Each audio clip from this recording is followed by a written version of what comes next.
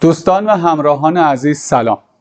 توی این ویدیو میخوام تفاوت انکر بولت، اکسپنشن بولت و رول بولت رو بیان کنم. نام های انکر بولت، اکسپنشن بولت و رول بولت در میان جامعه مهندسان، مجریان و حتی گاهی تامین کنندگان اغلب به اشتباه استفاده میشه یا حداقل برداشت های غلطی در مورد آنها وجود داره. در مورد انکر بولت اول باید بگم که واژه انکر کلی ترین واژه این دسته است و شامل تمام تجهیزات اتصال به بتون میشه. انواع رول بولت ها، اکسپنشن بولت ها، چسب های کاشته بولت و میلگرد و رول پلاک های پلاستیکی در این دسته‌بندی جا میگیره. در واقع انکر بولت به تمامی میله های رزوه شده ای که در ماده پایه که اغلب بتون کاشته میشه گفته میشه.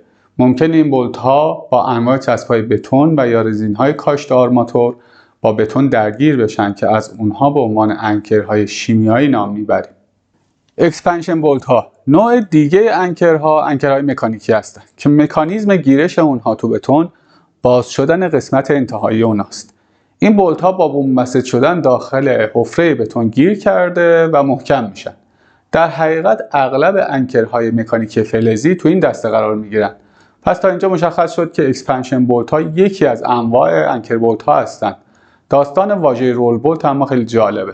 در واقع رول بولت هیچ نوع خاصی از انکرها نیست، بلکه در اصل نام یک محصول از برند انگلیسی رول پلاک یا راول پلاکه.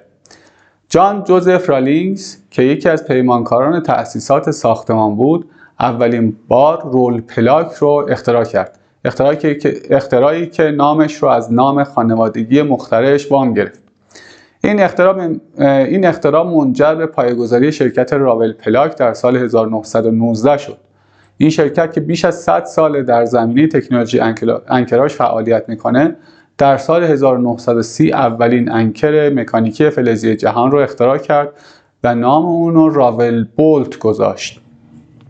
نامی که در ایران به رول بولت تغییر پیدا کرد و به تمامی انکرهای مکانیکی از هر نوع و هر برندی اطلاق میشه. پس رول بولت ها در واقع نام برند اولیه این دسته‌بندی از محصول هستند. در ادامه شما رو با انواع انکر بولت ها و کاربری اونها و مکانیزم کاری اونها آشنا خواهیم کرد. با ما همراه باشید.